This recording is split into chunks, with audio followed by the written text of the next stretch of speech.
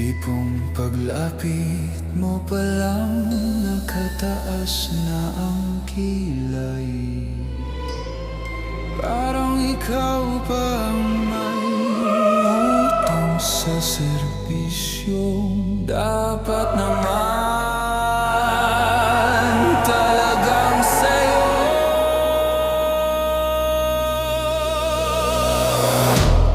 Kapag nagtanong ka, parang kasalanan mo. Kapag humingi ka ng tulong, parang istorbo ka. Kapag nagreklamo ka, parang walang hanggan na kapag. Parang wala'y classic trap o energy. Public servant, pero allergic sa publiko. Parang gatekeeper ng progreso, parang bantay sarado ang pundo. Parang bawal humingi ng hustisya kung hindi ka VIP sa listahan nila. Kapag masa ang kausap, laging mainit ang ulo. Pero kapag kamera ang kaharap, biglang lumalambot ang ngiti.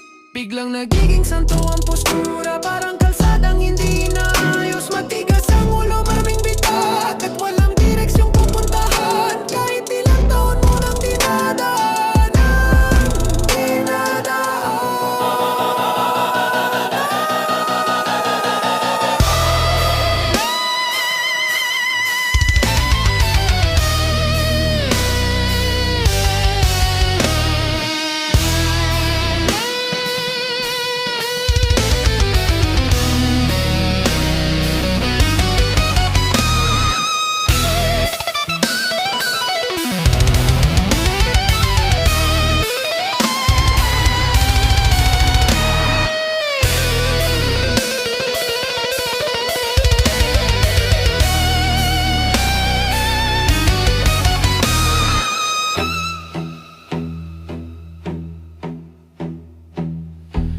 Hindi marunong makinig,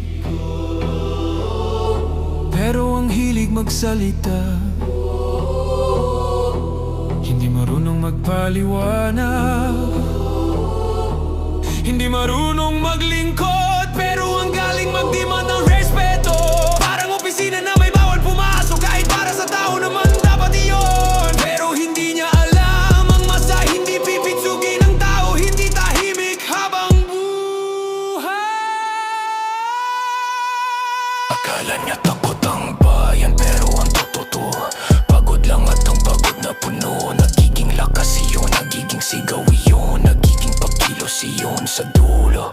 Hindi sungit ang magliligtas sa kanya, hindi yaban, di pader, hindi kapangyarihan ang magtatapos sa kanya. Ay ang taong matagal niyang minamaliit, ang taong may boses, may tanggal, may lakas at may karapatang hindi niya kayang patahimikin, hindi kaya patahimikin.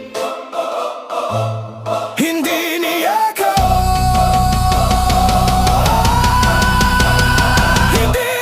kaya patahimikin ang bayan.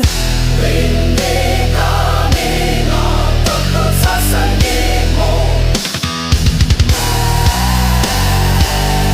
Ang boses and ikaw ang katapusan mo. Truth, noise, power.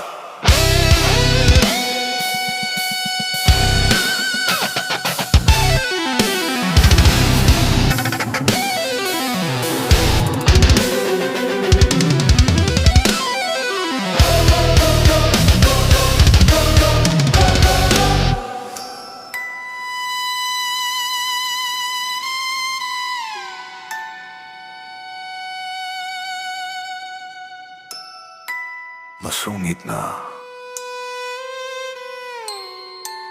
politiko. Your term is over.